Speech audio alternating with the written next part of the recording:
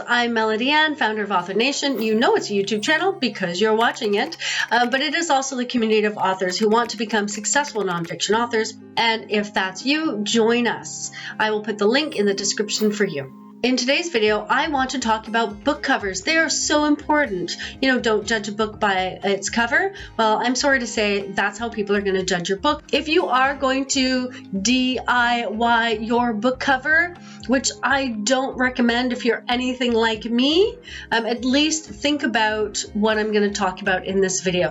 I'm just not visually creative enough to make my own book cover, but maybe some of you out there are. Maybe you've got that knack, and that's great. So if you are going to do it, really think through what I'm saying in this video.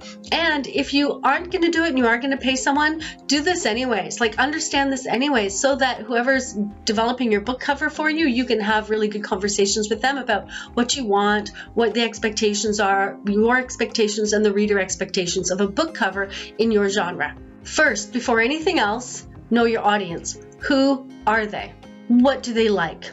What will stop them from scrolling through the thumbnails of books in a bookstore to look at your book and click on it and go through and read the description? What will stop them? That's what you want to do. You want to stop them. And if they're browsing for your book in a bookstore, it's not the book cover, it's the spine. So what are they looking for in a spine? Because that's all they often see, right? On a shelf of books is the spine of the book.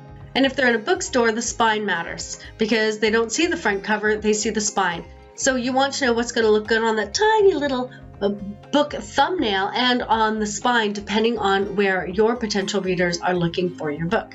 And remember how small those thumbnails are, right? So you want whatever's on that cover to be distinguishable when it's tiny. So you don't want an image with lots of tiny little details that get completely lost. I'm not saying it can't have tiny details, but it has to have a bigger image or a bigger something that is recognizable when it is a thumbnail. And also the words. You don't want all these tiny little words. You want something that is visible, readable when it is a tiny little thumbnail.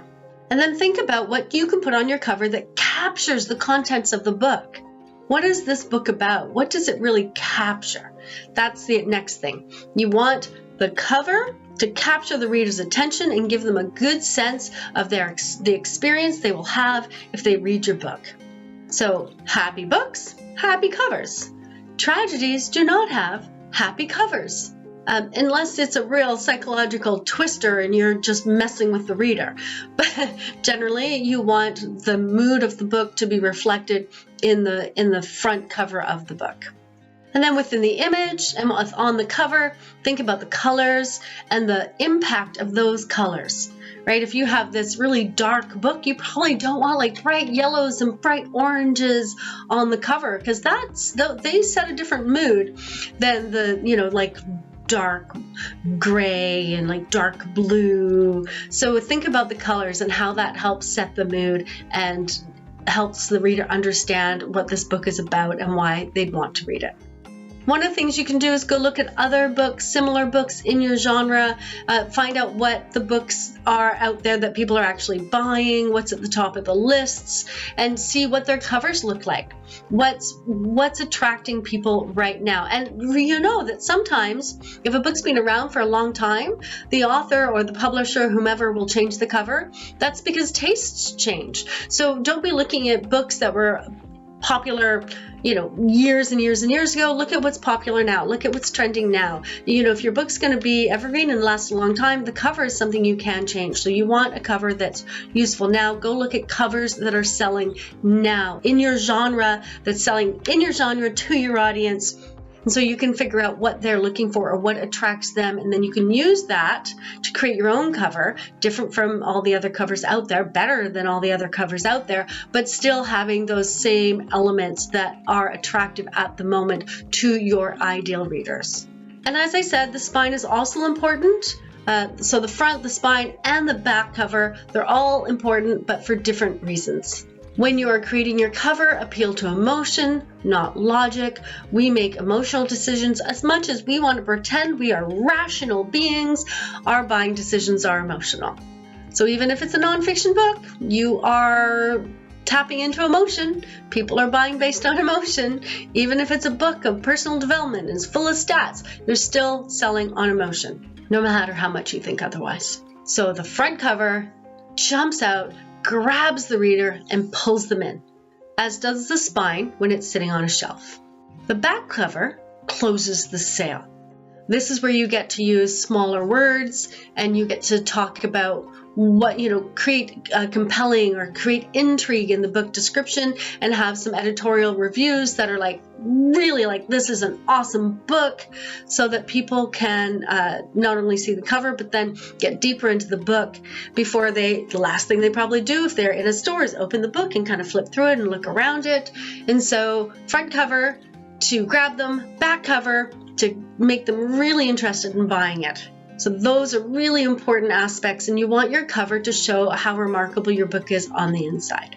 And of course, if you want your book to sell in bookstores, you need your ISBN number and your barcode on the back or somewhere as well. That's really important. They need it to sell. So don't make the mistake of creating a cover without a barcode. And then you have this great book and you realize you can't sell it in bookstores because they won't take it because they can't do inventory. So make sure it has the barcode as well. So if you're creating it yourself, try out different colors, try out different fonts, try out different images, get feedback from people who know what the book is about. Go to an online bookstore and scroll through and see what jumps out at you and why. Go to a real bookstore, walk along the shelves in your genre, see what jumps out at you and why, and learn those lessons so you can apply them to your own book cover. So if you are going to DIY your own book cover, these are some of my suggestions to make sure you create a book cover that actually works for you. And if you're going to hire a book cover designer, these are still some really good things for you to know. I still suggest you go to bookstores and look at the spines, flip through an online bookstore and look at the covers that jump out at you, because then you can talk to your book cover designer about that. I love this cover because I don't like this cover because this book cover as a thumbnail is really hard to understand. I want something that as a thumbnail can reach out and grab people. This is a conversation you can now have with your book cover designer. These are things you can do to help you design a book cover that will work for you and your readers. For other great tips on publishing and promoting your book, go to Author Nation. We have some free checklists for you. I will put the link in the description. Keep writing and keep promoting.